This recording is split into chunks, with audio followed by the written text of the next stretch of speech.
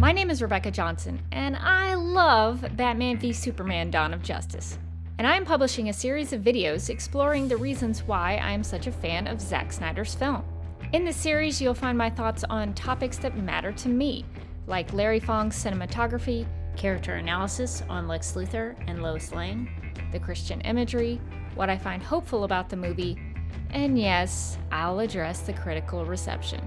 So if you're interested in any of those topics, I hope you will get something out of this series and find out why Batman v Superman: Dawn of Justice has had such a profound, heartfelt, and inspiring impact on my life.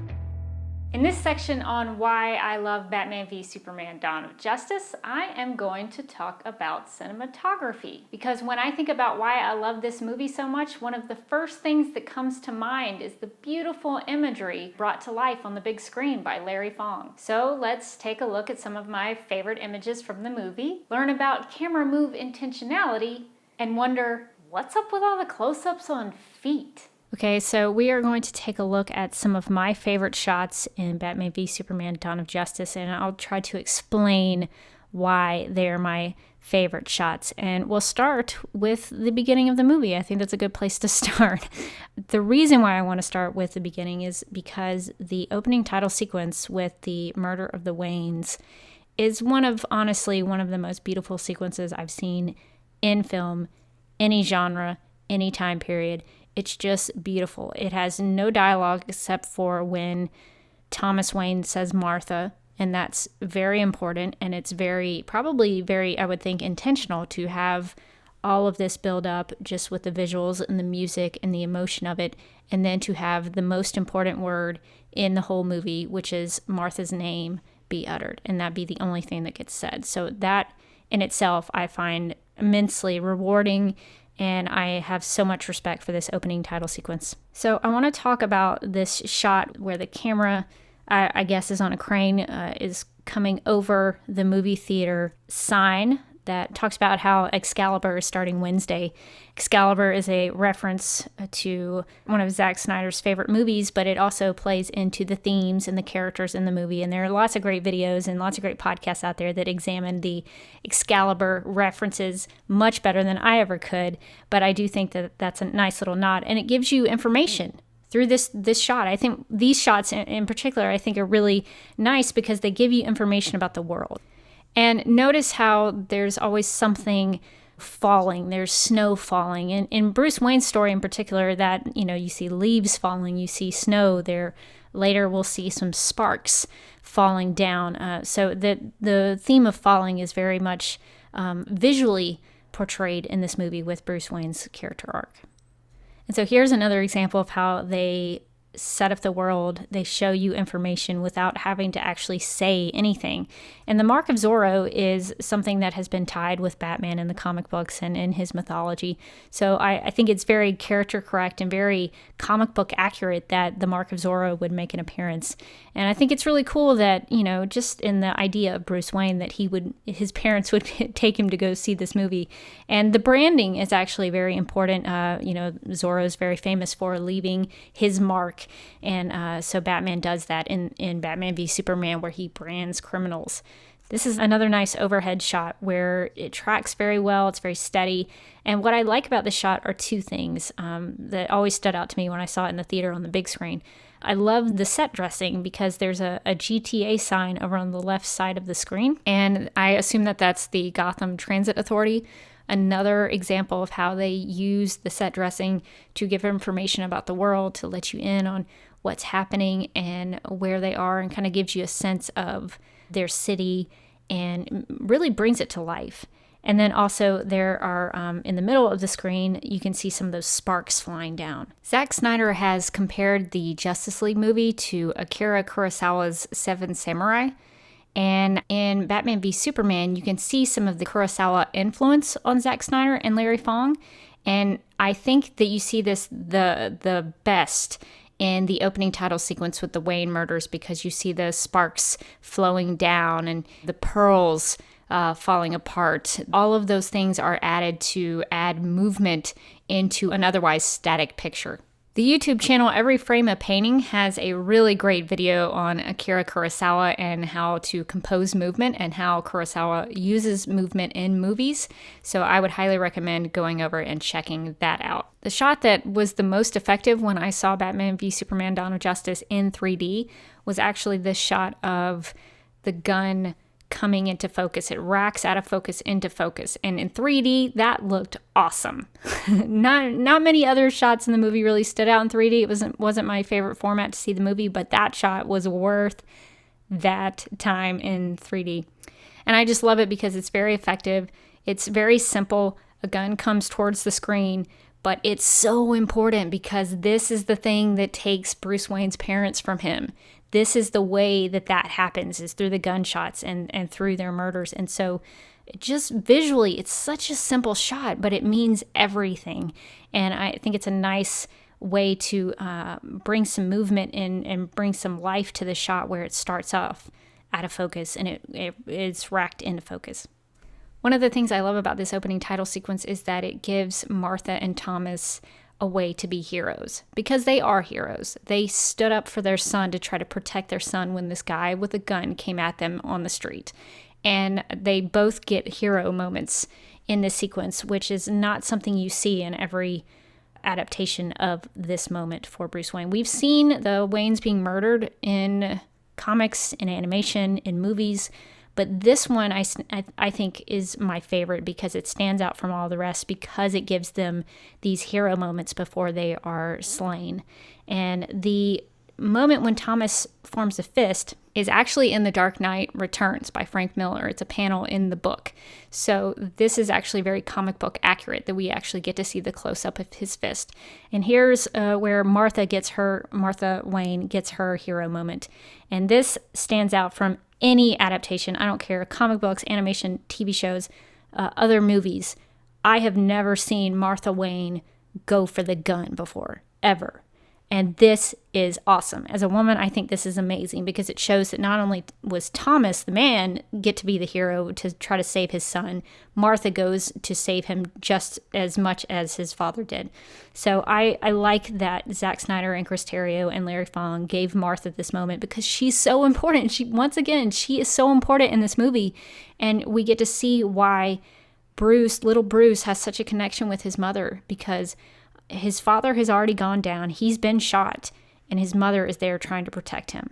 And that shot of the gun coming up through the pearls and Martha having to stare it down is also one of my favorite shots in the movie. The first time I saw it in the theater, it literally took my breath away. I went, because it was so gorgeous. It's such a beautiful shot, and just the emotional impact of her having to stare down this gun and what that means for her in her final moments is it's breathtaking, literally. And this shot with the close-up of the gun in the pearls is also one of my favorite shots. Like, this whole opening sequence is so good. And I think I love this shot so much because of the way it's composed. I personally, if it had been me, I would have put the text of visual effects supervisor on the left side of this. I would have justified that on the left to give the gun and the pearls more focus, but I still like the way that is shot, where we see presumably Joe Chill racked out. He's not important. In this moment, he's not the focus. He's not important in this moment, but the gun and the pearls are what's important. Now, this is the extended cut where we get to see an actual close-up of Martha with the gun in her face. And I have mixed feelings on it because, it takes away that fierceness that she had in previous shots where she was, going for the gun and she was brave. And I sort of don't like that it shows her scared. But at the same time, it puts a face to her character. It puts a woman there. Like, we get to see a close-up of her face, and we get to see her in this moment, and that does make her much more important. And so I understand now why they wanted to have this in here, though it was taken out in the theatrical cut for time, but I can understand why they wanted to put that in there.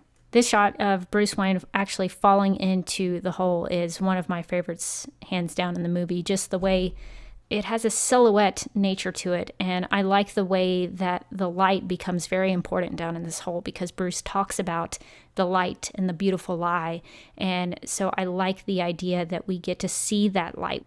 And this shot of Bruce putting his hand up, justified left to the light that's coming down, I said before that I think the light is really important in the sequence with Bruce and the bats.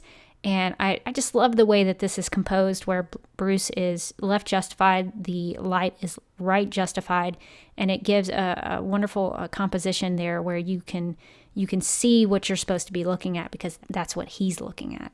And the blue of the color in the shot is it's gorgeous.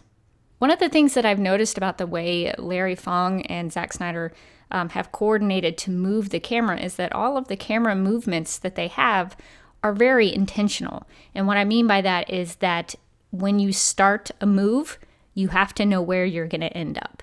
And I know that sounds really basic and really simple and like, duh, that's just a no-brainer. But you would be surprised by how that does not come naturally to a lot of people. I've trained people on camera operation, on stationary cameras, and being able to teach them, if you start in one position and you want to go to the next position, you got to know where you're going before you even start that first position. So I really appreciate the fact that they move the camera in such a way that they are intentional about it. Every time that they move it, they know where they're going to end up by the time the movement is finished. And you see that very well in the sequence when Bruce is hugging the little girl, and it starts out on Bruce and the little girl hugging, and he's mad, he's looking up at the sky, and it starts from there, and it moves to where you can see the Wayne Financial sign. And it's very intentional. You're supposed to recognize that his building has fallen, that he had people in there that he cared about, that those were his employees, and he's lost something in this fight. And that's the turning point for Bruce Wayne, is that's when he starts to seek his revenge on Superman. So it's a very, very big moment in the movie, and I love that shot is intentional. We start on a close-up of Lex Luthor, and it's going to go from his face to him looking at the kryptonite. And I like it because you don't know what you're looking at or what he's looking at until it's revealed with the move. There's another great example of camera intentionality, but not necessarily in terms of moving the camera, but in knowing where your action is going to take place versus where you want the action to end up in the shot. So Batman is throwing the spear so that he can get rid of it after the Martha moment has passed, and so he throws the spear away because he doesn't want it anymore. He doesn't want that revenge anymore, and so he's tossing it away, and the spear lands exactly where the camera is. Here's another example of intentionality with the camera move. Starts off on the close-up of this woman on top of her house when the flood is happening, and her presumably her husband and child and I guess dog back there. They have nowhere to go in this flood, and they're reaching out to Superman to have him save them. So it starts off on the family, so you get to see what the trouble is. They do a slight move so that it just kind of goes around from Superman's perspective to show the woman's perspective and what she is seeing up in the sky, and so it ends on Superman. One of the things that I love about Zack Snyder is that in Man of Steel and Batman v Superman: Dawn of Justice, in both of those movies, he makes Lois Lane's introduction super important. He really values the introduction of characters, and especially with Lois, he makes her coming into a scene important. And you're supposed to notice her because she is someone you're supposed to care about. Superman enters the African sequence different ways in the extended cut versus the theatrical cut. But what is a constant for Superman in that sequence is that every time that we see the big reveal of him, we get to see him like close up for the first time, is when his head is down and he lifts it up and he has, the Superman music underneath it. And I think that Zack Snyder, he gets reveals, character reveals. That to me is something that I have been disappointed with in lots of movies as of late, because they don't treat the entrance of characters with respect. Oh man, one of my favorite moments in this whole movie is when the Batmobile lights turn on. When the headlights come on, it's just gorgeous. And the Batmobile is a character of its own in Batman stories, and especially in this movie, like Lois, like Superman, Zack Snyder and Larry Fong give the Batmobile a reveal. Who doesn't love the entrance of Wonder Woman in this movie using the iconic gauntlets? Come on, that's awesome. In the African sequence, what I really like about Lois is that she has a connection to Jimmy Olsen. What I like about how they shot Lois and Jimmy is that they had them be kind of a team, a duo. So when their knees hit the ground, they happen around the same time. So I like that they've positioned them in the visuals as partners on this mission, and out in the field they are working as partners. And that's something that Lois and Jimmy do in a lot of different incarnations, whether it be comics or animation or TV shows or other movies. Lois and Jimmy have a really strong connection because they are the ones who are usually out covering the story while Superman is doing all of his super feats. So I really, really liked that Lois and Jimmy had a connection in Batman v Superman, and I liked that visually when we saw them, they were usually visually shown as a duo. One of the best uses of lighting in this movie is the shot where the headlights come in on Superman and reveal Superman standing there. And I think I read that Zack Snyder actually used the light himself to do that so that they could actually use the light on Superman in the way they wanted to and make the move happen like they wanted to. And that is so inspiring to me because anybody could do that. I could do that in my backyard. I could make that shot happen. It's not something fancy. It's not CGI. It's just practical effects that anybody could use. There's something of a visual motif that I've noticed throughout Batman v Superman: Dawn of Justice. There are a lot of shots that focus in on characters' feet. Here in this shot, Lex Luthor's shoes give you an idea about his character, the way he would pair these shoes with his suit when he goes out into public to do his Lex Luthor business. I really like this shot of Lex Luthor's feet, once again, and showing his sneakers, showing his footwear collection and the different kind of shoes that he wears. And this shot gives you information that you can figure out on your own. You know that Batman has probably come and messed up some stuff at LexCorp because all the bullet casings are on the ground, and so that means that somebody's been shooting at something. I know that in the extended cut there is a shot where you get to see Batman on the security camera kind of come down and go back up again, but I didn't even need that. And I kind of don't even want it in the extended cut because I don't need it. I really like the idea that we get to see the aftermath of it, and I like imagining what it must have been like for Batman to come in and rough up some people, or to scare these LexCorp security officers, the security guards, and how many bullets they tried to use to shoot Batman, and they clearly missed because he took the kryptonite. But I like that even the basketball that can be tied back into an earlier scene when we first meet Lex Luthor, when he's playing basketball with his co-workers or his employees, whoever he was playing with. The basketball on the ground is deflated and messed up. So I really like the idea that Bruce Wayne, that Batman has come in, infiltrated LexCorp, and I think Lex wanted him to do that. Once again, we get a close-up of feet, and we're sort of tracking with Lex Luthor throughout this movie with his footwear. We see that when he's quirky LexCorp executive Lex Luthor, he has funky footwear, he's got sneakers, but then at the end of the movie, we get a close-up of him in his prison shoes. So we've seen how far he's fallen. Not only does he have the prison shoes and the plain white socks, he now has handcuffs around his ankles. And in the movement in this shot, we get to see a little bit of his hair coming down and landing on his feet. There's a close-up on Armored Batman's boots. It goes with the shoe motif, the visual motif, as well as getting to see that there are spikes underneath those boots. They would probably be very hard to walk in, but they would probably also hurt if someone with those boots on stepped on you somehow. They also serve as an Easter egg to The Dark Knight Returns by Frank Miller. Another instance of seeing the boots and seeing someone walking is in the nightmare sequence when we go with Batman to the truck where the kryptonite is. So in keeping with the shoe/feet/walking visual motif, we get that as well with Lois Lane. Here we have another close-up of shoes of a character in this movie, and in this moment, it's the iconic red boots of Superman. Here's another shot of close-ups of feet and shoes and what people are doing when we get the close-up of their feet.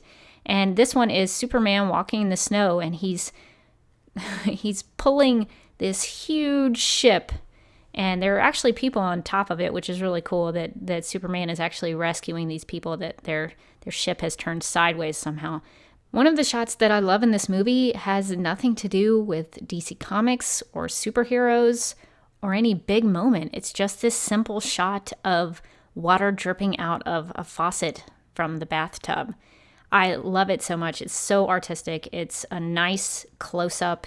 It has the right kind of focus on it, and it's just very simple. And it shows that you don't need any fancy camera movement. You don't need any fancy equipment to shoot a good shot. You could shoot a shot like this with your iPhone if you wanted to. It's all about composition and what you want to show the audience.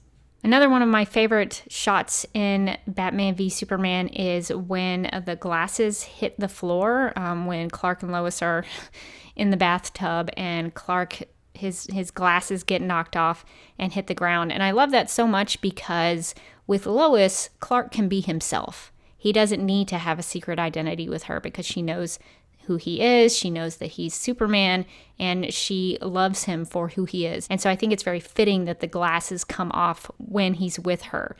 The way Snyder and Fong used the Superman statue is great because they use it in a way to allow other characters like Wallace and Doomsday to study Superman through the statue.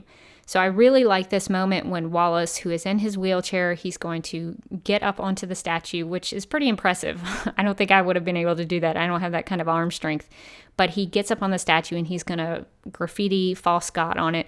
But I just really like this moment when he is studying the Superman statue because it's another aspect of the God versus man theme, that you have this human man who is looking up at this statue that in some ways embodies, the godlikeness of Superman. So there are two shots in Batman v Superman where someone looks up at the Superman statue and has a moment with it. The first one is with Wallace, and the second one is with Doomsday. So what I like about the use of Doomsday with the statue is that Doomsday sort of has a moment when he looks up at Superman, and I wonder what he's thinking. And even after we see Doomsday look up at the statue, the camera moves around Doomsday so that Doomsday turns around to see the real Superman.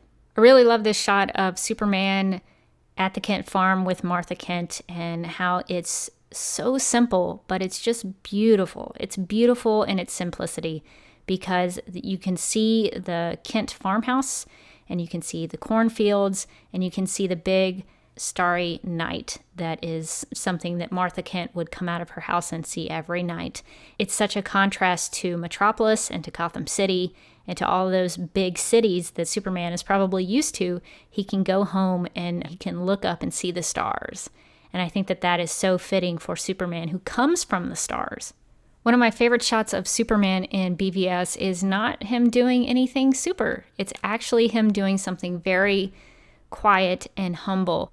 Even though this overhead shot of the Capitol building as it's being attacked is very sad, it's very violent, even with all of that, I like how much information it gives us.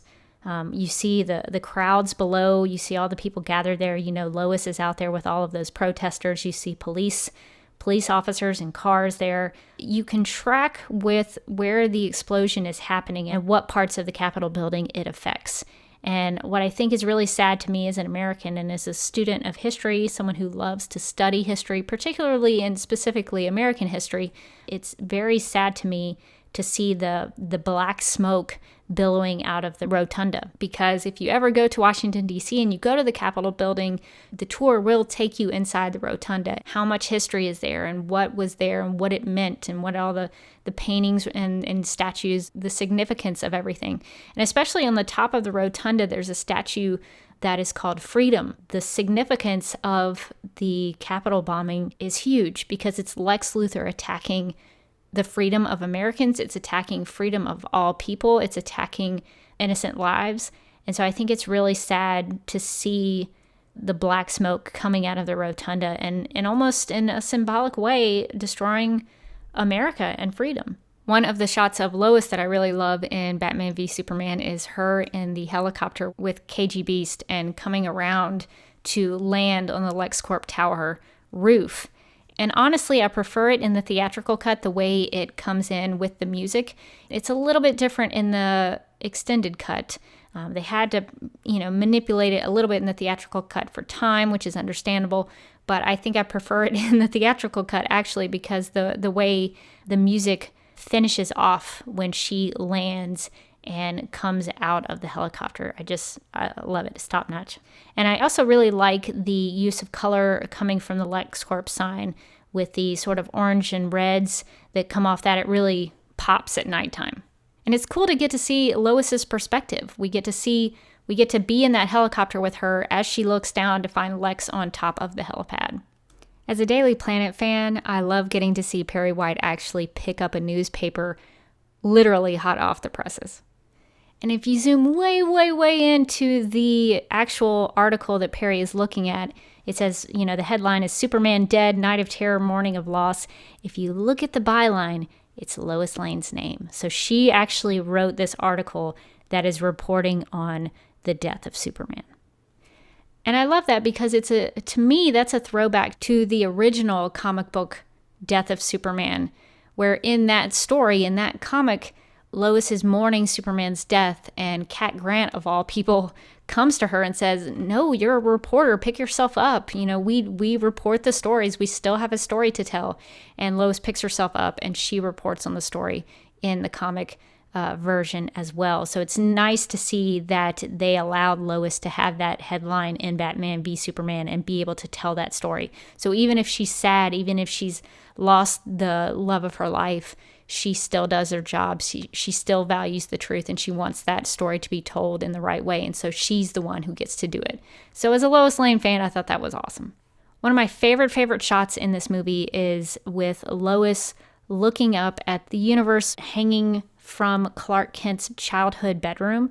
I love it so much because Lois is by herself, laying down on the bed that Clark slept in as he grew up and as he got older. This is his childhood home. This is where he would have spent most of his time during his off hours from school. And he probably put that up there to remind himself of where he came from. Or at least that's how I see it. I imagine that he put that up there to remind him of where he came from, that he came from the stars, that he came from space. And I like the idea that Lois is now in that position where she is now looking up at that same thing that Clark would have looked up at when he was growing up. And so it's a reminder to her too. I think she is remembering that he came from somewhere else. And I just really like this shot because it is composed in such a beautiful way. It's perfectly composed. And it just says so much about Clark Kent's funeral that there's not a lot of people who attend, but the people who do come are his closest, near and dear to his life and what his life meant on the planet. And it's a contrast to the scores of people, the thousands of people who come to Superman's funeral. But here in Kansas, in Smallville, he has a much smaller funeral with only a certain amount of people. And those are the people who really cared about him and really valued him as Clark and not as Superman. And so I just like the green and the little bit of the cornfield that you can see on the left side of the screen. So I think it says so much about Clark's funeral. And this shot with Lois and Martha from behind, it's a nice perspective shot. We get to walk with them. It's almost like we were walking behind them in this procession. And the sad part about this shot, of course, is seeing Clark's coffin there in the center. Another one of my favorite shots in this movie is the shot of Lois Lane actually pouring the dirt onto the coffin. It's nice in a couple ways. It's a very well composed shot. It's a nice little bit of acting from Amy Adams, where she kind of takes a moment before she decides to do it. And then we get this close-up when she extends her arm out, and we get to see that she's put on the ring. She's wearing the ring now. So I guess technically Lois and Clark are engaged. And of course, last shots in any movie are the most important shots because, in theory, the last shot of your movie is what the viewer, the audience is going to take with them as they walk out of the theater. So I thought it was a nice Inception-esque kind of shot where you see just a little bit of movement from the rise of the dirt off the coffin. So that left me with a good feeling that things were going to be looking up in Justice League. So I have a sneaking suspicion that Superman will come back, because this dirt gives me a lot of hope. So hats off to you, Zack Snyder and Larry Fong, for making such a beautiful film that educates and inspires me every time I watch it.